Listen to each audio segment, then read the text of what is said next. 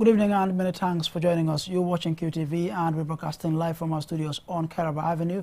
This is a news with me, Ansmane Sonyasi. Here are the main news headlines. After an over a month-long inquiry, the National Assembly Select Committee on Health has concluded that all the cases of and deaths from AKI are linked to the contaminated medical products imported into the country and manufactured by an Indian-based company.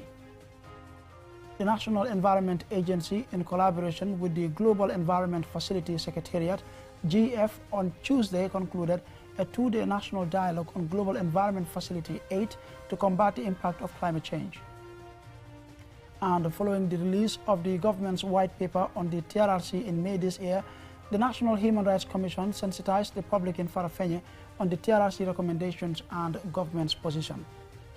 Ashap Medical School organized its annual music concert on Saturday to create a platform for their students to display their talents and skills. And in international news, International Human Solidarity Day is observed annually on December 20th to raise awareness on the importance of solidarity to eradicate poverty in all its forms across the globe. Stay tuned as we bring you more on these and other stories.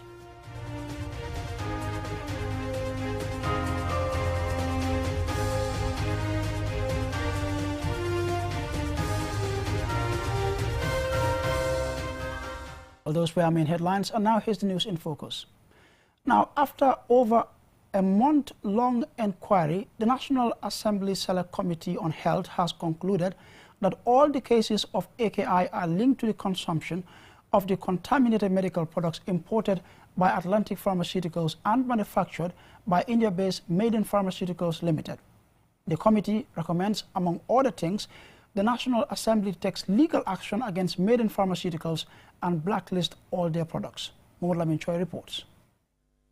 A parliamentary inquiry into the acute kidney injury cases and the cause of death of 70 children has completed its investigation with a report of findings and recommendations. Nearly 2 months ago, at an extraordinary session, the Select Committee on Health was mandated to investigate the acute kidney injury cases and the causes of death of 70 children in the Gambia. Amadou Kamara is the chair of the Select Committee, and he reports to plenary the findings, conclusions, and recommendations of the committee's inquiry.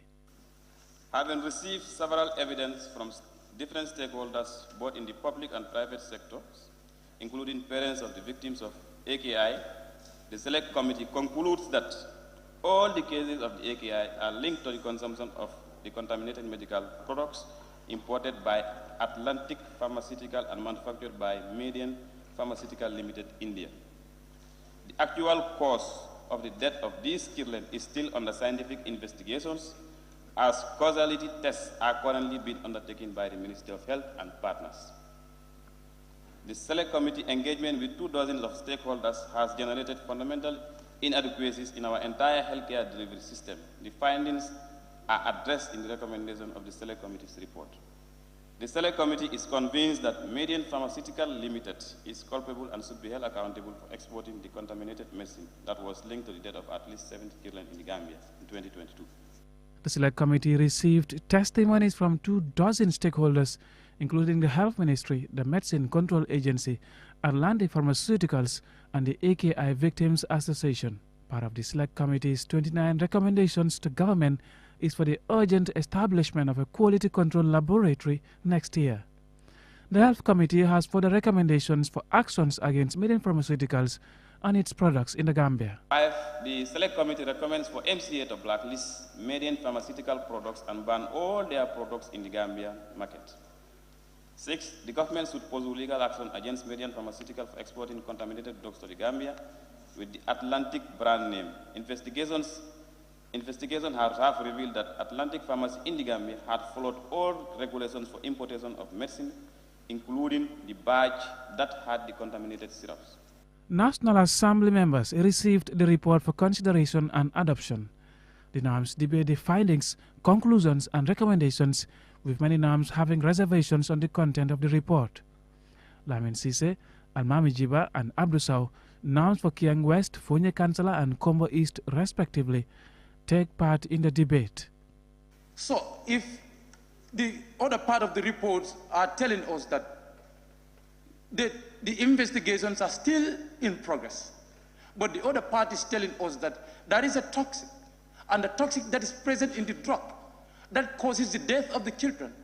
So I want us to have a look at these two to ensure consistency. So all what we are saying here is this: in as much as we are concerned, the death of these 60+ children, government is the duty bearer. They should boldly take it and make sure they accept that they had a failure, a system failure in the healthcare service. Seconded by the MCS. I would suggest this Honorable House to further recommend to the committee to get back to this report and then get stiffer recommendations that the Honorable House will be holding on to make sure that this thing would never repeat. The debate continues and NAMS are expected to either reject or adopt the report with or without amendments. Last week, the Indian medicine regulator concluded its investigations clearing Medin Pharmaceuticals of any wrongdoing in its manufacturing of the syrups that have been found to be contaminated and linked to the death of 70 children in the Gambia. The WHO, which stands by its findings, said it had tested samples of the syrups, promethazine oral solution, Cafex Malin baby cough syrup, Make-Off baby cough syrup, and Maghrib N cold syrup, and found that they contained quote-unquote unacceptable amounts of chemicals that can damage the brain, lungs, liver, and kidneys of those who take them. Mohamed Lamin Choi, QTV News. We'll bring you more on the National Assembly proceedings on the AKI deaths in our subsequent news bulletins. Now, the National Environment Agency, in collaboration with the Global Environment Facility Secretariat, on Tuesday concluded a two-day national dialogue on GF8 to support countries in deciding how to optimize the use of resources available through the facility. Julanjai reports. The national dialogue aims at better understanding GF8 strategies and policies and taking decisions on participation in the various impact programs. The theme of the event is multi-stakeholder dialogue to address environmental challenges of the Gambia through GEF funding. The stakeholders believe that this can only be achieved through the engagement of all stakeholders, including ministries, technical departments, NGOs, and international partners. Rohi John Manjang, the Minister for Environment, thanked the Global Environment Facility Secretariat for the financial support and technical assistance, particularly to least developed countries, including the Gambia. The latest allocation to the Gambia for GEF8 is about $12.8 million to address our environmental challenges, including climate change, land degradation, and biodiversity loss. Around 0.01% to the environmental mess we are all encountering today. But this gives us no reason to sit back and allow our population go through the impact of climate change. And unfortunately, funding is becoming a challenge. Madam Manjang said her ministry will continue to create an enabling environment and a level playing ground for all stakeholders and international development partners to ensure that the benefits of GEF are maximized. Dr. Dauda Baji, Executive Director of the National Environment Agency, says the Gambia is committed to tackling the problems of biodiversity conservation, land degradation, and climate change. The Gambia's formidable commitment to biodiversity conservation is also demonstrated by the fact that 20% of the land area has been set aside as a protected area by 2030. However, prevailing social and economic context, it is not possible for the Gambia alone to conserve and manage its biological resources sustainably and arrest accelerating rate of environmental degradation. Fatoumata Sanyang, head of the environment at UNDP, stated that the GEF cycle came at an opportune time, considering the impact of climate change in the country. The strategies mentioned earlier can definitely put us in the right direction when it comes to where our focus should be. And in terms of the areas that these strategies are focusing on, that being the long-term strategy, the NDCs, and also the green-focused NDP that will soon be finalized, we're looking at energy, we're looking at transport, we're looking at waste, and we're also looking at land use. So from a glance, these areas are well in line with the GEF focal areas. Ms. Sanyang said the UNDP looks forward to further supporting the government in priority areas such as improving land use patterns, waste management, and promoting sustainable cities. At the end of the dialogue, participants will be expected to have a better understanding of the new programming direction and policies of GEF 8, which will eventually guide them in identifying potential projects in line with GEF priorities and the country's national development blueprint. For QTV News, I am Julda Yai. Now, following the release of the TRRC white paper by the government in May this year, the National Human Rights Commission embarked on a regional tour to sensitize the public on the TRRC recommendations and government's position for implementation. More in this report. The government of the Gambia has accepted all the TRRC recommendations with regards to prosecution, notably the prosecution of ex-President Yahya Jammeh for the atrocities committed during his 22-year rule.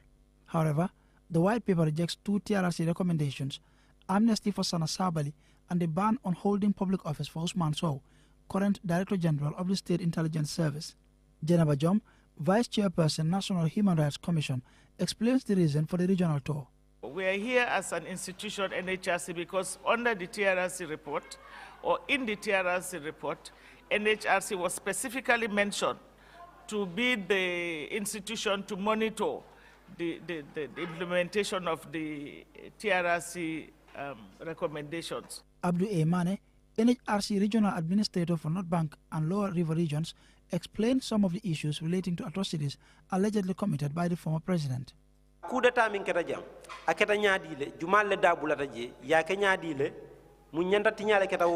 happened here, how did it happen?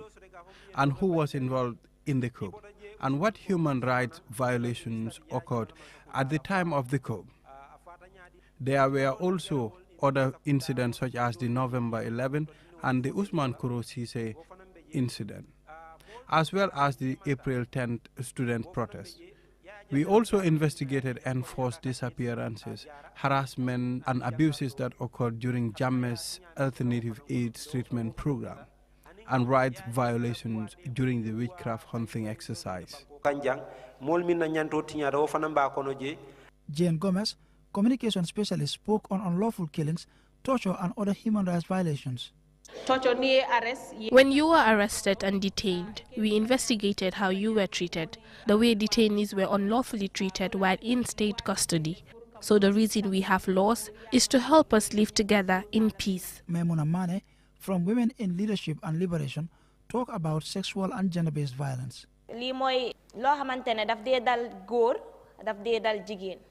These are abuses and things that happen to both men and women.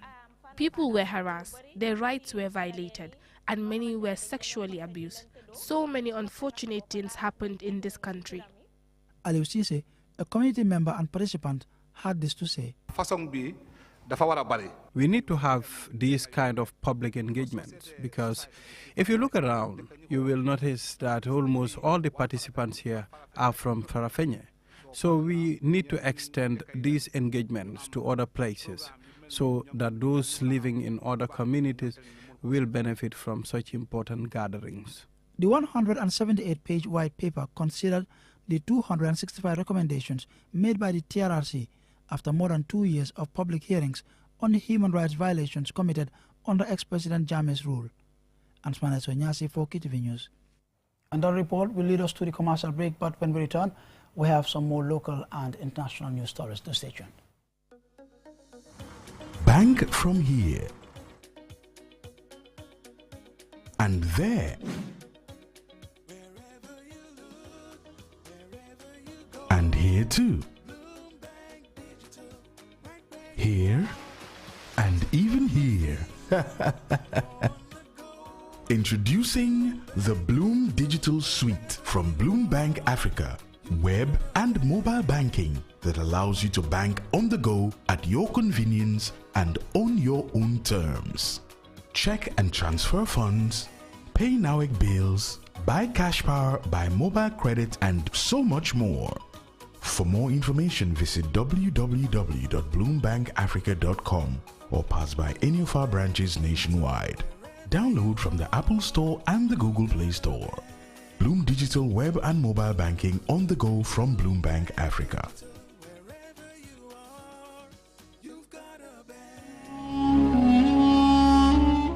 Home choice ya kenun ne serung adiate la kiliano le nyinang fanay nata ko tenke aning 10% discount hade 10% discount si inko la bagaso bagasang Gambia banko kanjang na dinkral beto kabo December karo tilifolo kata fo December fadula ye construction bagaso sotalien generator welding tools aluminium tools carpentry tools water pumps electrical tools plumbing tools safety equipment kata fo pususol washing machines aning garden tools ñin bagage jama albe solo la menna pour kadu ko kala watali bari kata bakalita inko home choice jibe di bale jimpex wala liye ko man ñin nombato 7398863 wala birkama 3039300 wala Senegambia 3296967 wala fani sukota ñin nombato 3417619 inko home choice ñul na tele pour ka jamano dahandi.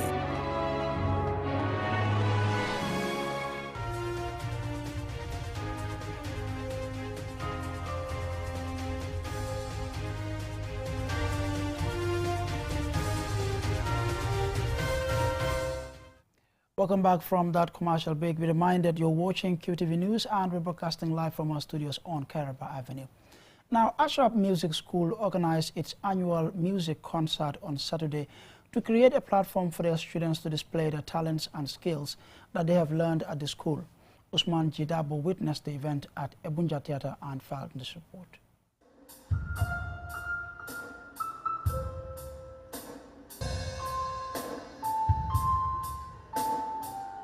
Asaf Music School was founded in 2016 by Hannah Donko, a dynamic young woman who sees music as not only a source of entertainment, but a whole career that needs to be trained for and to understood, and a source for where many can draw inspiration. In the Gambia, there are many young talented people who are or want to be musicians or instrumentalists.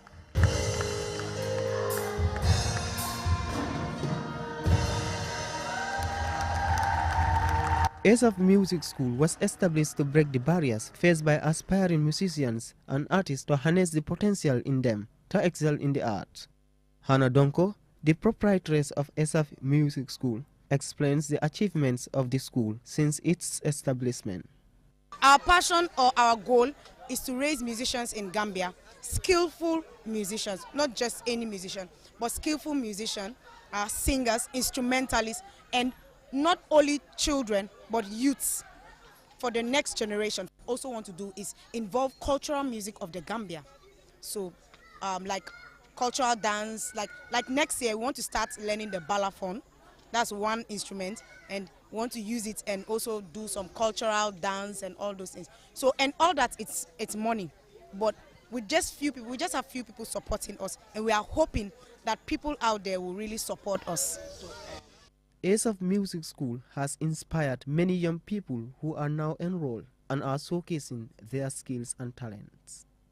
Sandro Adomako and Ruth Masakoe, both students at the school, spoke about what inspired them to enroll at Asaf Music School.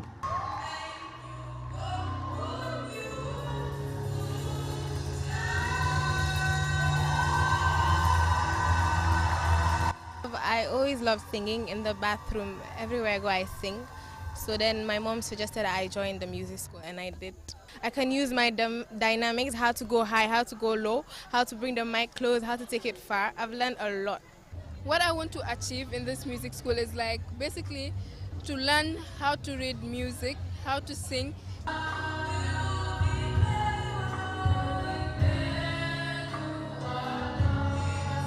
Take some high pitch, because these people we watch singing, we think it's easy like that to stand, but it's not easy. Most of the students at the school also attend other schools which are not music focused, but how are they managing balancing the two?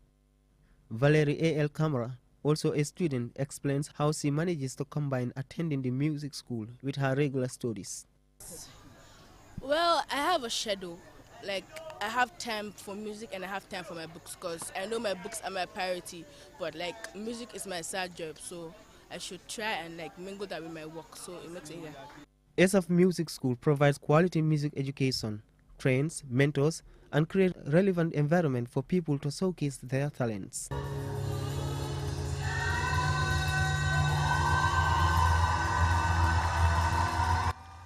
For QTV News, Osman G. Dabo. Beautiful, isn't it?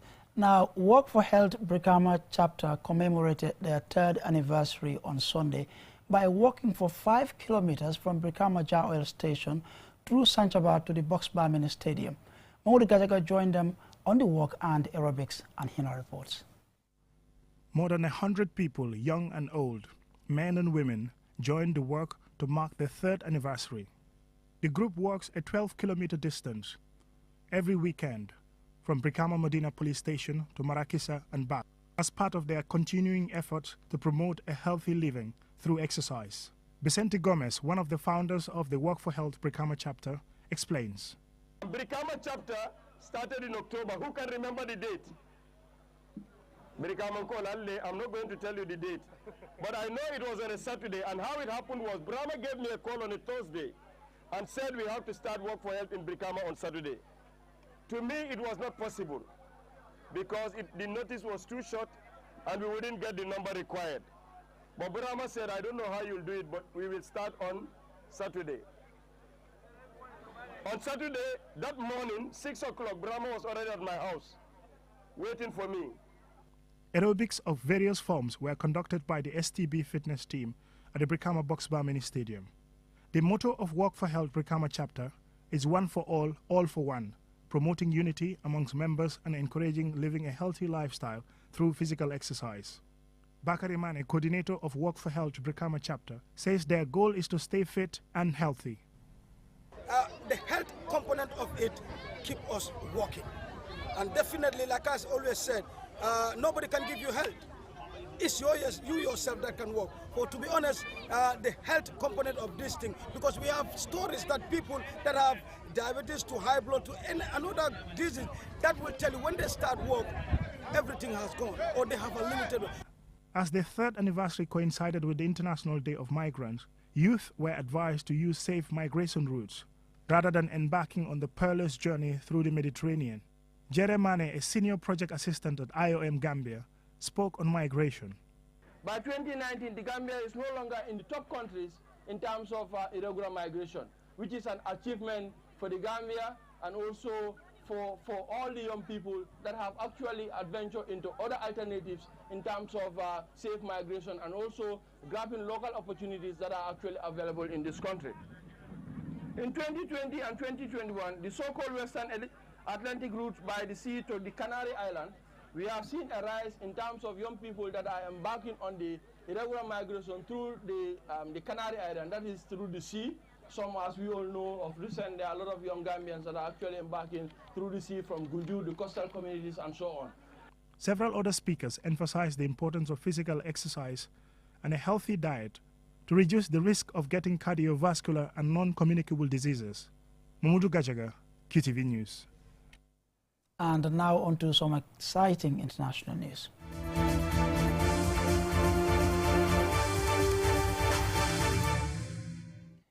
Now, International Human Solidarity Day is observed annually on December 20th to raise awareness of the importance of solidarity for the achievement of UN Sustainable Development Agenda for 2030 to eradicate poverty in all its forms across the globe. Suleiman Dabo has more. The United Nations Millennium Declaration in 2000 identified solidarity as one of the fundamental values of international relations in the 21st century. And in marking Solidarity Day, world citizens are reminded that those who suffer or benefit least deserve help from those who benefit most. The current global challenge of growing inequality can be tackled only through the strengthening of international solidarity. Both moral and religious teachings in most societies and faiths preach the same message. Despite the exhortations to human solidarity and the massive accumulation of wealth in the world, there is growing social inequality, poverty, suffering, and injustice. Selfishness, many have argued, has been the plague of human relations. The United Nations designation of December 28 as International Human Solidarity Day aims to promote the spirit of sharing to combat poverty. In the Gambian context, a lot of workshops, seminars, and religious gatherings have been organized to promote the spirit of solidarity.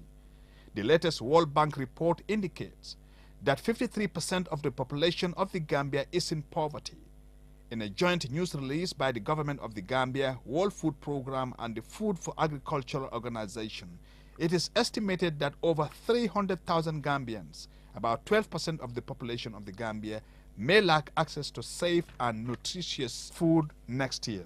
According to the report, the Gambia government and development partners are working to ensure that sufficient support is provided to the most vulnerable groups and sustainable solutions are put in place. This is the spirit of solidarity that needs to be nurtured so that the most vulnerable, the poor, and the suffering are lifted out of poverty. Suleiman Dabo for QTV News. And I'm afraid from that report there by Suleiman Dabo, this is where we draw the curtains for this bulletin. But before we take a leave of you, here's a recap from main headlines. After an over a month-long inquiry, the National Assembly Select Committee on Health has concluded that all the cases of and deaths from AKI are linked to the contaminated medical products imported into the country and manufactured by an Indian-based company. The National Environment Agency, in collaboration with the Global Environment Facility Secretariat, GEF, on Tuesday concluded a two-day national dialogue on Global Environment Facility 8 to combat the impact of climate change. Following the release of the government's white paper on the TRRC in May this year, the National Human Rights Commission sensitized public in Farafenni on the TRRC recommendations and the government's position. Ashab Music School organized its annual music concert on Saturday to create a platform for their students to display their talents and skills. And in international news, International Human Solidarity Day is observed annually on December 20th to raise awareness on the importance of solidarity for the eradication of poverty in all its forms across the globe. That's it for this bulletin. Do join us at 10 p.m. for another bulletin. Thanks for watching.